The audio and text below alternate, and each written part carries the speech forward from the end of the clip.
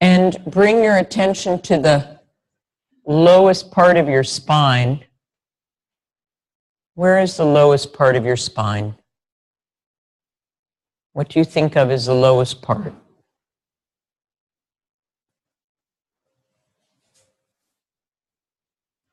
Think of it as your tailbone, the lowest part of your tailbone. Does that touch the floor or it doesn't touch the floor?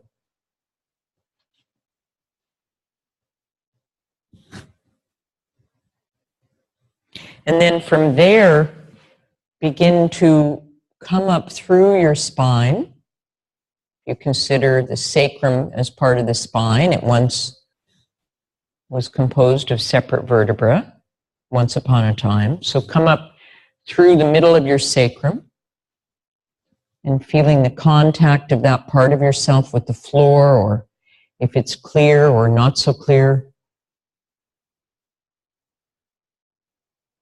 And then continuing up through, where do you feel the sacrum ends and the lower spine begins? And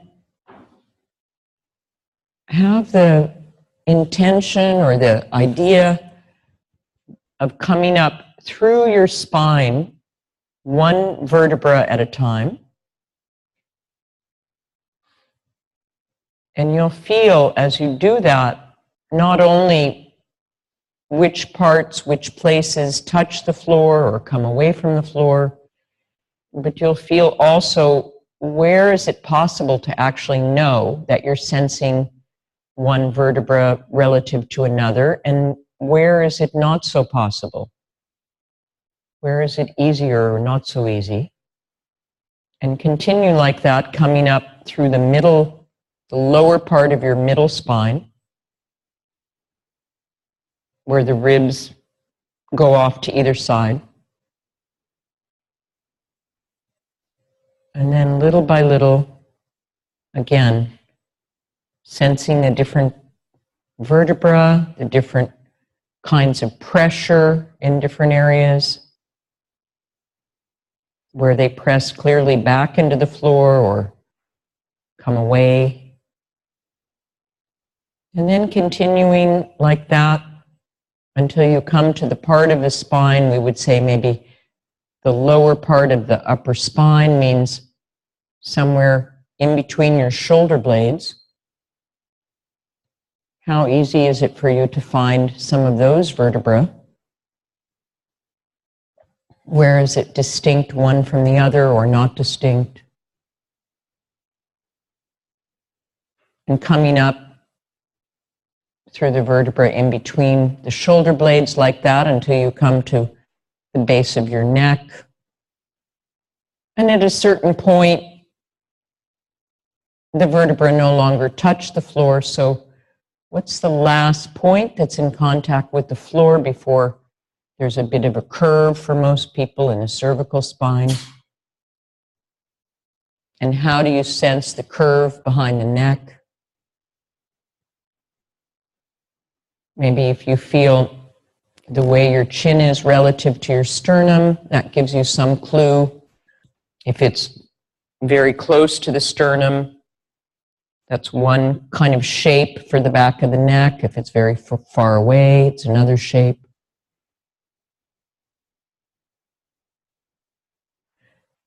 And then pay attention to your breathing, so you leave that easy and free and feel as the air comes in, where does the inhalation begin, or as the air goes out, what's the first part that moves?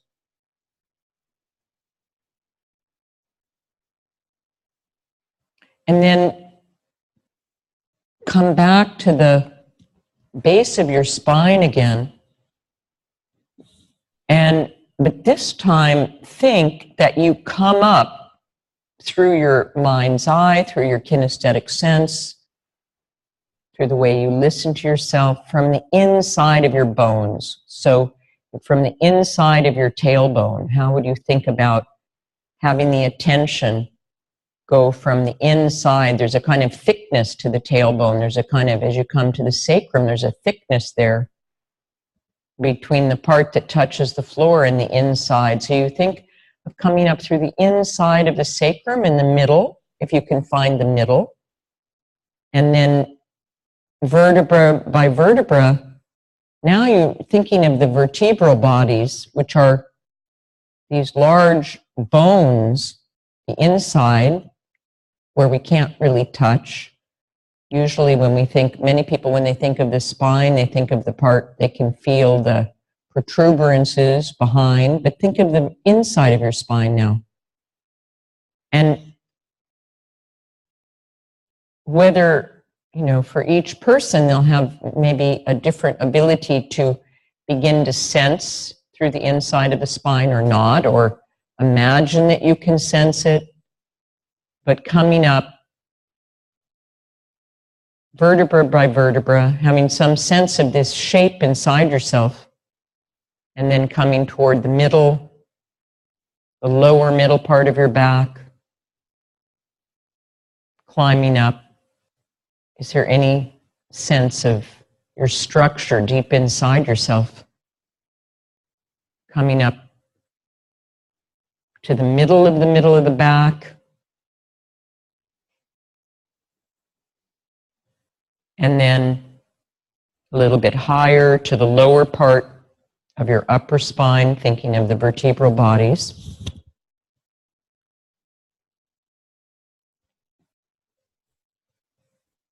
And then as you come up through that area in between the shoulder blades, but from the inside, and you start to go toward your base of your neck and your cervical spine, just could you have this thought? I don't know if you've thought about it before, but the inside of your spine, in the cervical spine, is actually creating or defining what we call the space inside your throat, isn't it? We think of it as the neck, but actually that inner space is the throat. So as you come up through the neck like that, just be aware of the inner space as high as you can feel it. If you go all the way up, of course, it'll join with the space inside the mouth. So just follow it up to the last point, a little bit under your skull. And then one more time, sensing through any part of your spine or as much of your spine as you can, and feeling if just bringing your attention, your awareness to this scanning has allowed anything to become a bit more clear for you. And then bend your knees.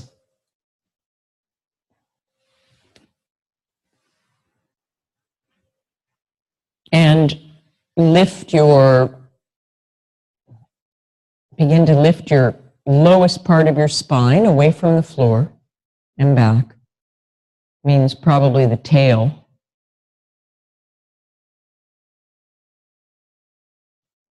Lift it and back. And then the next time you can lift a little bit higher, means allow your bottom of your sacrum to start peeling away from the floor.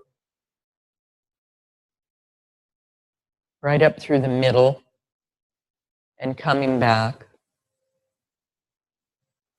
And notice as you do that, as you keep lifting from the lowest part of yourself, lowest part of your spine, and come back, that every time you bring yourself back home, that pressure of your tailbone, of your sacrum into the floor helps clarify for you in your sensation something about your structure here.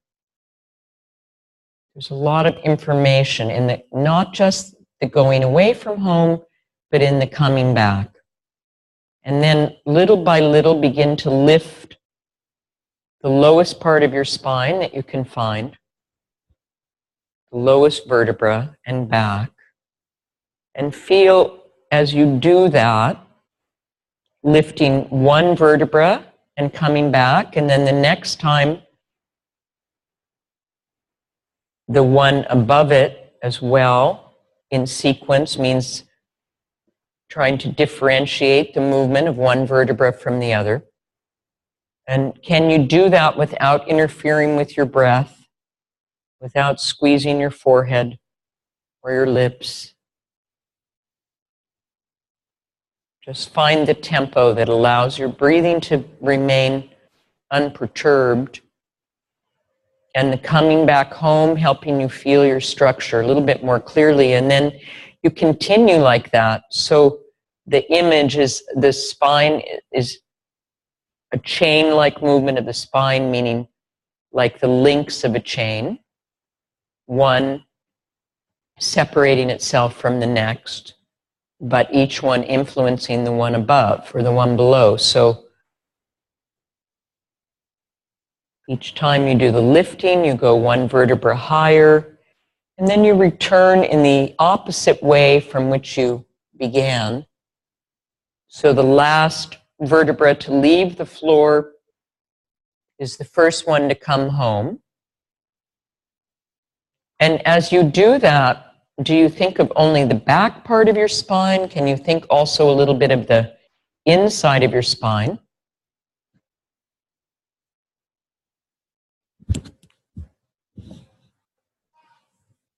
And then feel also, as you keep on doing that lifting each time, adding one more vertebra, you can feel where is it easy, where is it not so easy, and that as you lift, the point above the vertebra that you lift actually presses more into the floor, doesn't it? You feel that whichever vertebra you lift, right above that, there's an increased pressure of the bone above it.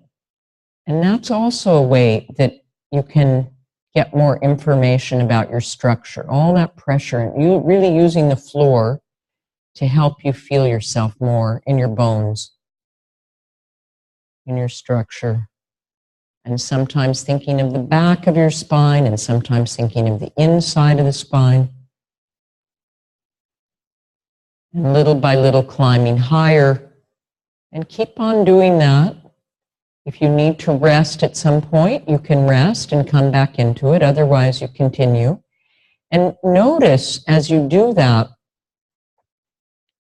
that depending on where you're lifting in your spine, there's some kind of change in the shape of your neck as you go higher. So, or maybe the pressure of the back of your head changes on the floor. So how does the lifting influence the way the vertebrae of your neck are, or the upper spine? How does it change the space inside your throat? Or the pressure of the back of your head on the floor? And dividing your attention between sensing that and making the distinction of the lifting of each vertebra to the extent that you can. Most people find the middle of themselves to be not as easy to detect. There's a heaviness in our structure from the ribs coming off to the sides. Is it like that for you? Okay, maybe rest a little bit.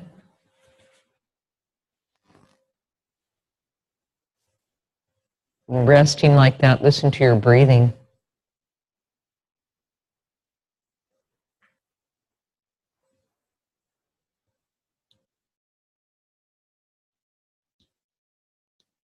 Listen to the space inside. The breathing is already a little slower for some, or what? How is it for you?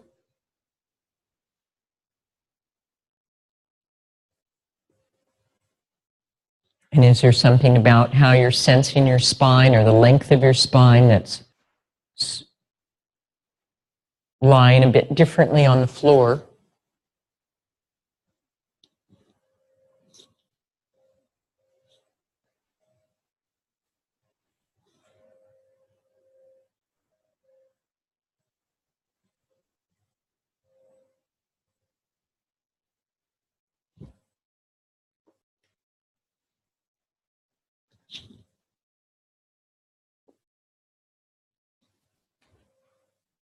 Bend your knees again.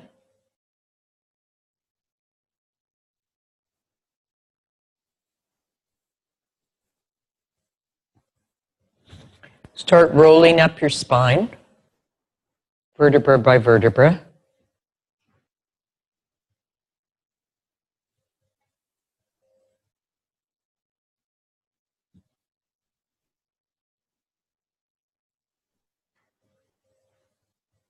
And see if you can go a little bit higher now.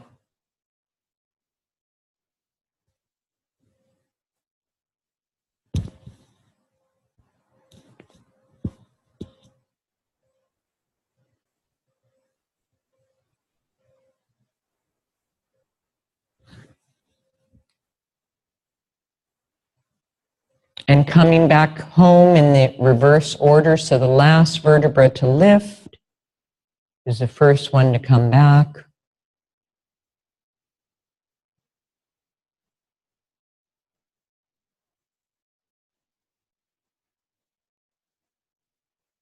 Keep your feet on the floor. You can change the position of your feet if you need to, but they need to help you. They need to support you. That's kind of your base of support so that the spine can lift. And little by little going higher. And feeling, again, as you come higher up, so the pressure's coming more toward your upper back. Feel the change across your chest. Feel the change in your neck, inside your throat. All the places that are influenced by this chain-like movement. So if you can have your arms down along your side, palms down, it's better. Not diagonally out to the side, but really down along your side. Then you'll feel it differently in your chest in that position. And what does the belly have to do in order to, in the very first moment of the lifting, there's a little bit of maybe contraction in the belly to help with the lifting, but then once you go beyond a certain point, it changes, doesn't it? There's a way of lifting in the beginning, there's a contraction, but then it's almost like the belly can let go to help the spine extend more. So it changes from the beginning to as you move up. So that's it. There you go. So that the knees actually can go a little bit forward toward your feet. That helps the spine to lengthen.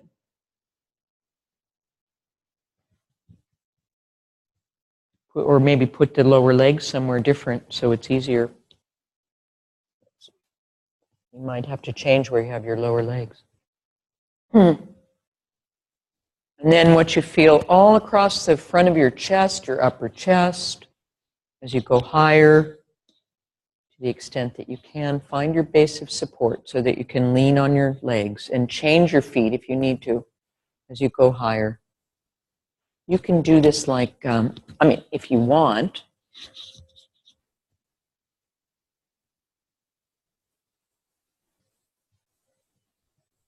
You know, something that's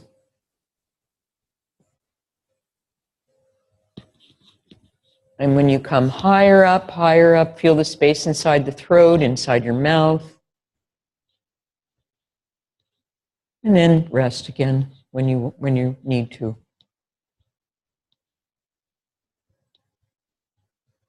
And this is one of those, this is again one of those lessons that it's just different for everybody. For some people, it's not that there'll be 2, 3, 4 vertebrae that seem to move as a unit or difficult to feel, not easy. But over time, of course, we can learn to do it. We can learn to feel it. We have to just start wherever we have to start.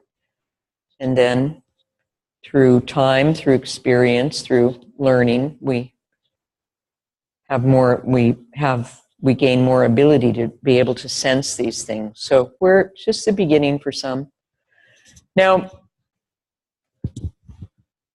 rest a minute and feel how you arrange yourself on the floor. You feel a little bit longer anywhere or flatter.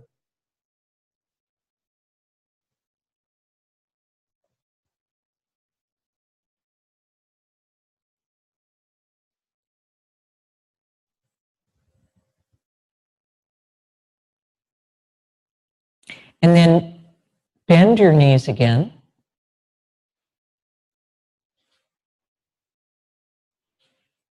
Interlace your fingers, put them behind your head.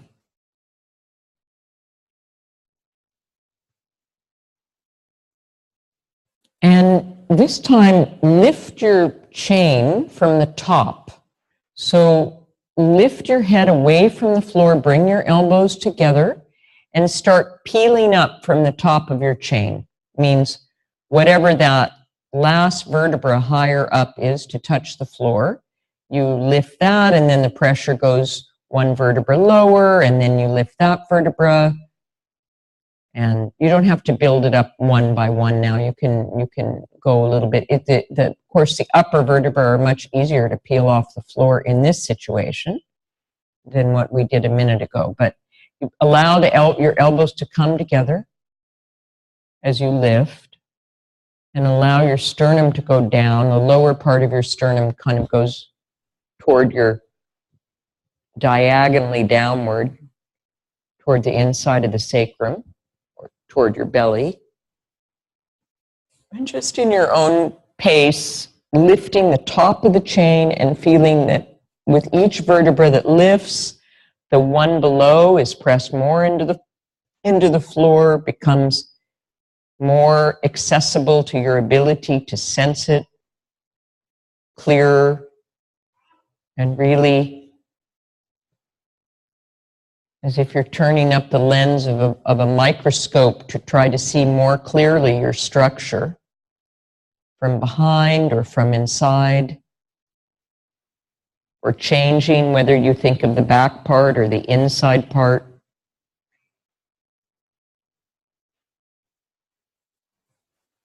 And feeling, as you keep on doing that, lifting and coming back home in the opposite way that you go away from home,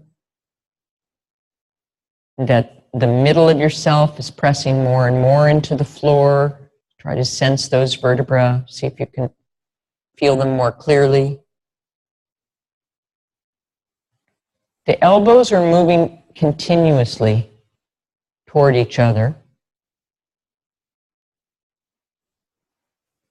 And the lower back does what? Presses a bit into the floor, doesn't it?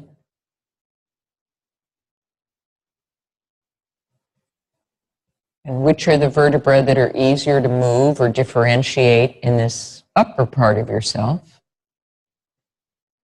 Or is it easier to feel it coming back home? And do you breathe in or out as you do it?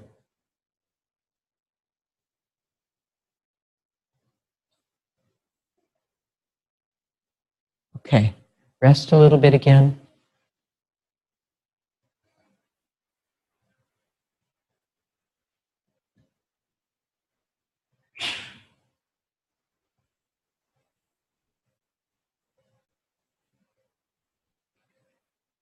And listen to your breathing.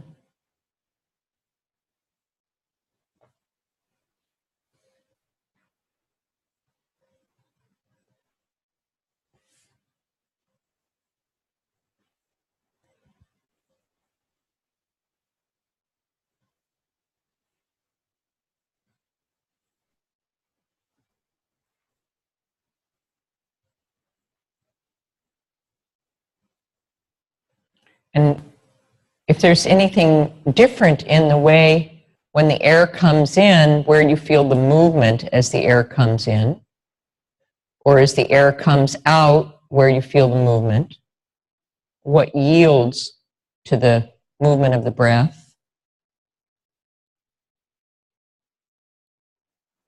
If you feel anything different in the middle of yourself or in the upper part.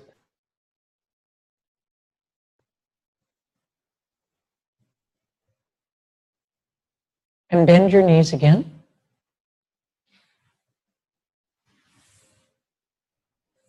And begin to roll up through your spine from the bottom. Come back to that movement now. Just a little faster now, not quite as. Keep your feet into the floor. Just feel the influence of what we did higher up.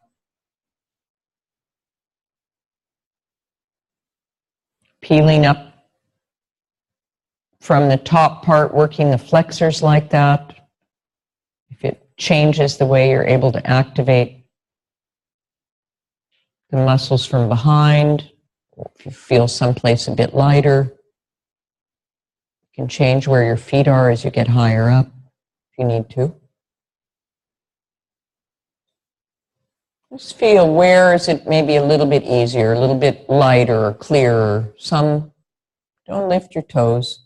If you lift your toes, it's because, anyway, it's someplace in the back that's not clear. So you just maybe move where you have your feet. Maybe that's an easier idea. And then put your hands behind your head again. And this time alternate the movement so that one time you lift up from your tail, up your spine like that, and then to come back home, you bring yourself back home by lifting the head. And then you bring your head back home by lifting your tail. So you peel up from one end, and then when you go as far as you can without strain, you peel up from the other end, and that brings the opposite end back. So just alternate. Keep the elbows moving continuously. That's when you lift the head. If the elbows stay wide to the side, your chest can't fold properly. It inhibits the folding in the chest. That's it. There you go. Feel when does the air come in or out. And don't try so hard. Some of you are just doing a little too much effort. So a little more awareness and a little bit less effort. That's better.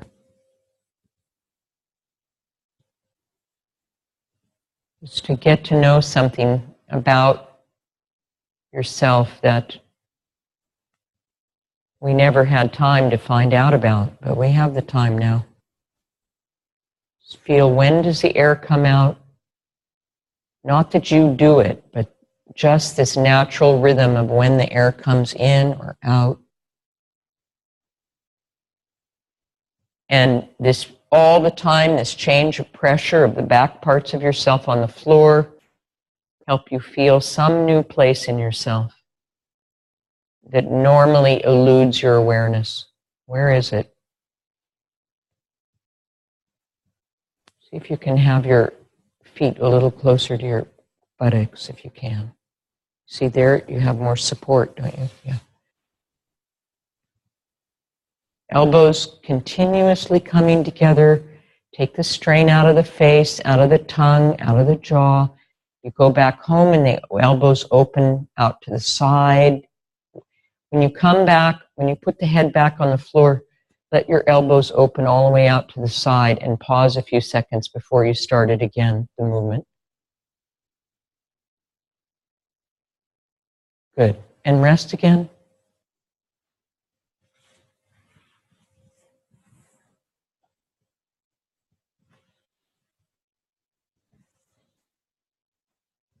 We're our own laboratory in this work, and we go inside and we make these really interesting experiments.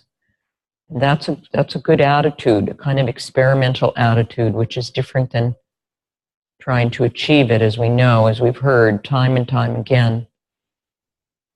That what we want to achieve is a certain clarity of discernment, of relationship to oneself through the attention. And Moshe said the change comes through the attention more than anything else. So achieve the attention if it's possible, not the physical action. Now, just listen again to how you're lying on the floor, your length, if there's any change in the uniformity of the contact of the different parts of your spine, or your ability to sense it. And think of the back parts of your spine and think of the inside of your spine. Think or sense or listen to or see in your mind's eye. Is there any difference in how you can relate to this notion of the inside of your spine?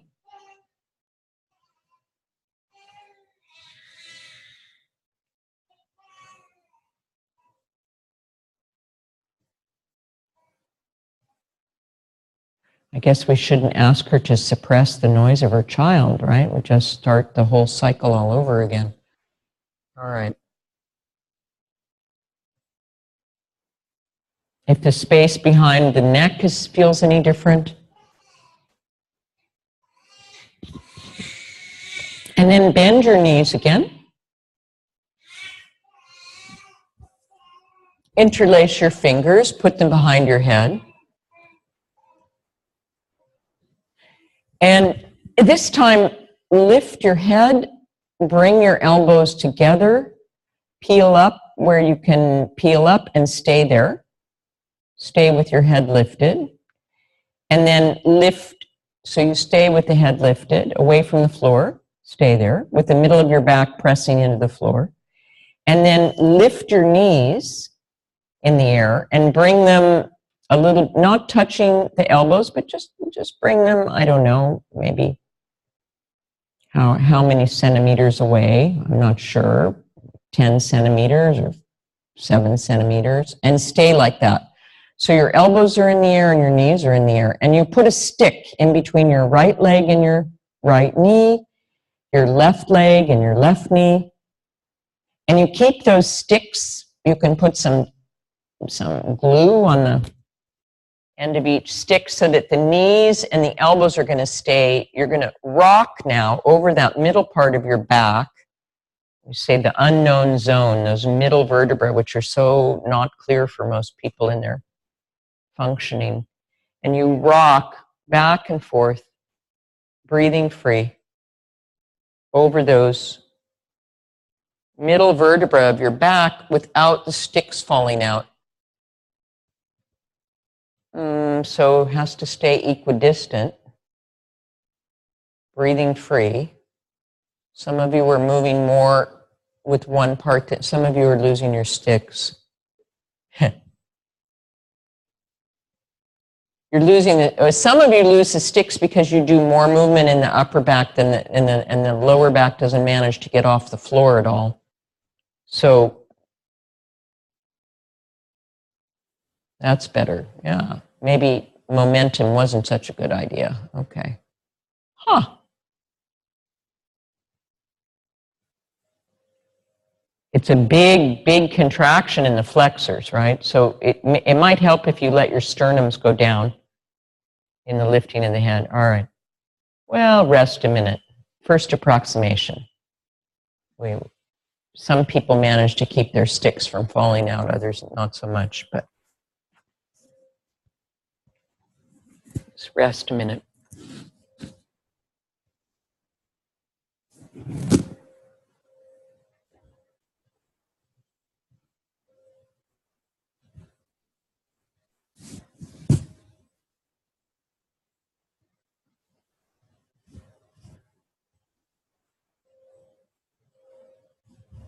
Feel if the middle of yourself is any clearer.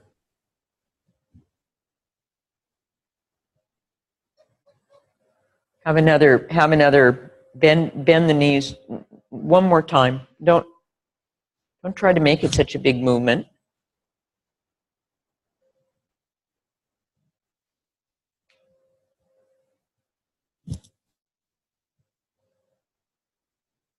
Bring your knees up over your chest, bring your elbows up toward the knees, put the little sticks in. Make it smaller, but be clear that you're really, use the floor to help you. You're rocking over this middle part of your spine, which is really the least clear for most of us, is the middle back. So use this changing pressure of the floor, and the position of the elbows and the knees being close together pushes those vertebrae even more back into the floor. So you can feel them. Think of the back parts, and then think of the inside of those, the middle of you. And then you see when the awareness becomes more important than achieving it, and now you start to actually have some free attention for feeling it, which when you threw yourself around, difficult to feel. But that's clearer now, that you start to be able to remember. I mean, it's an effortful movement with this strong flexor contraction. Not that much is true, but how do we organize ourselves within within a demanding movement to still pay attention? And then put your feet down, put your head down, put your arms down, and interlace your fingers, put them behind your head. Sorry, I've changed the instruction. Bend your knees, not resting. And do a few times now, again, alternately lifting once from your tail, low down, and once from the top of your spine.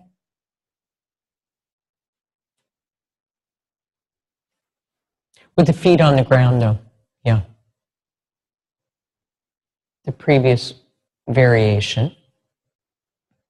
Just feel if something got a little bit lighter, easier, more possible. Or if it's clearer when the air comes out of your nostrils, leave your feet on the floor.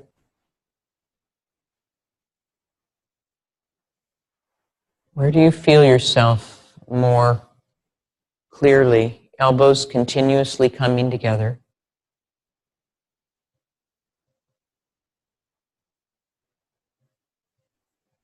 Put the arms down. Leave the head down.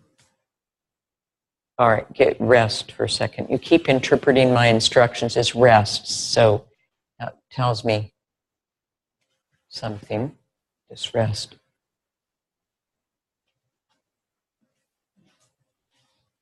This movement in this, we say the sagittal plane, doing extension, lifting like this in the sagittal plane, is much more demanding than the kind of movements of the spiral that we've been doing this segment. This is more demanding, so just rest.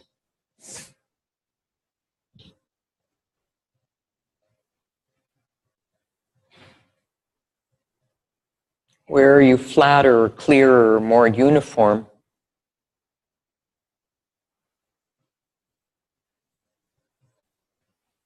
Or more intimately connected to yourself, we would say.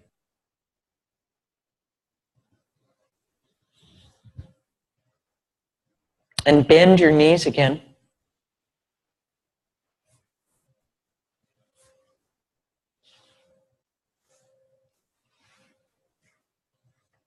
And just a couple of times come back to the first movement, rolling up your spine with your head on the floor, shoulders on the floor. Feel if there's anywhere in the chain-like movement that's actually more chain-like.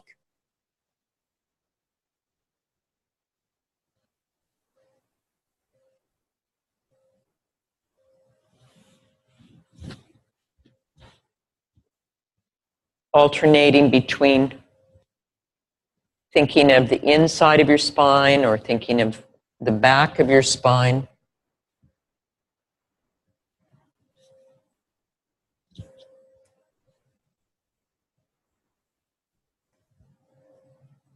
Feeling if there's any place going away from home or coming back home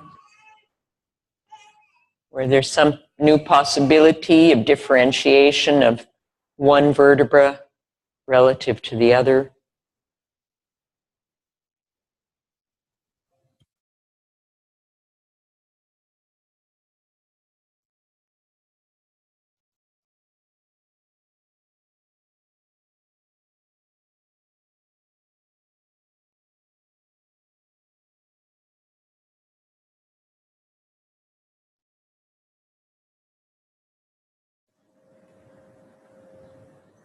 Feel as you lift now, if it's clear that something, space inside your neck changes, inside your throat. That whole area is able to lengthen a bit more.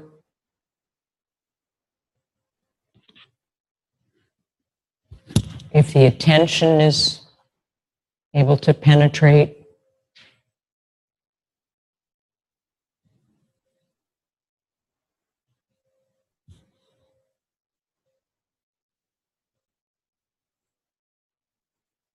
You can think of the movement in the front of yourself as well, the ribs in front. And then put your legs down.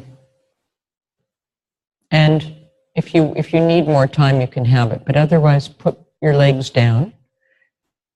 And come back in your own time to the scanning that we did in the beginning, from the bottom of the tail, vertebra by vertebra.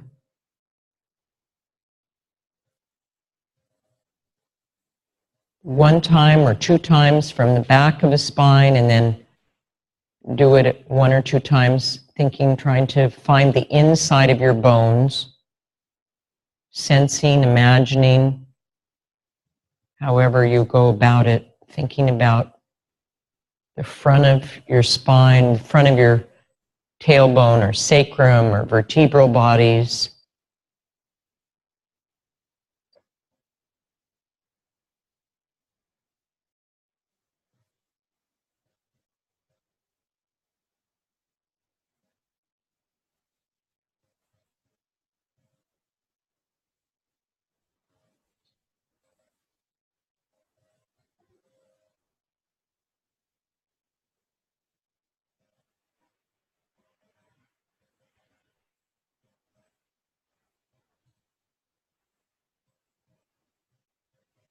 And listen to where you feel the movement in your spine or your ribs as the air comes in or out.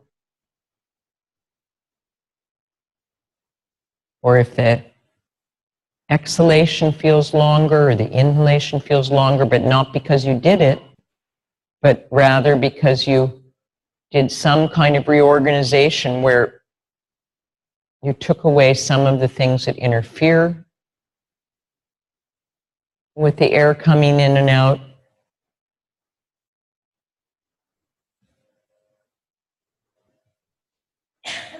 And bend your knees.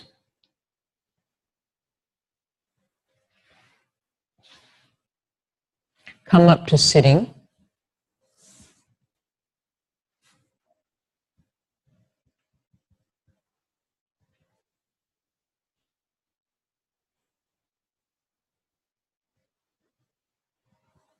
Stand up.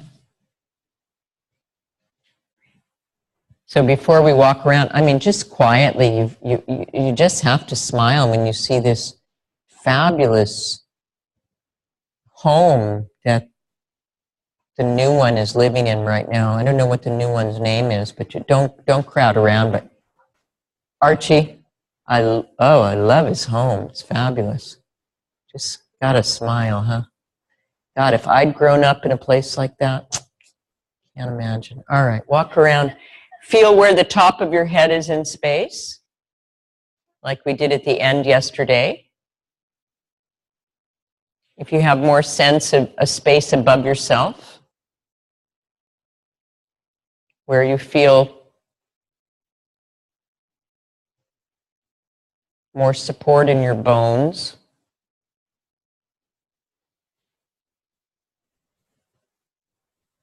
How your shape is different.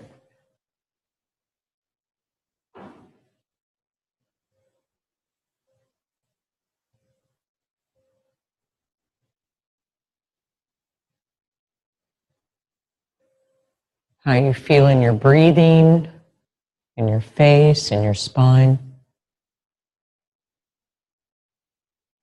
your feet.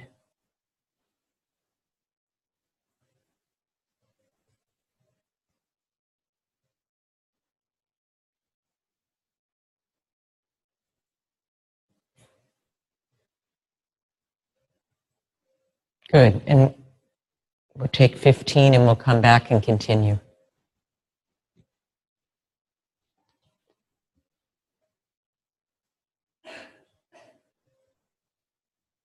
It's Vishali, right? That's so easy. I just don't know what. See, it's kind of like awareness through movement. You say lift each vertebra and you go, no, I can't do that, so I'll just call you BB. But then today I looked and it's like, Vishali, what's the problem? Good morning, Vishali. How are you? Which do you prefer?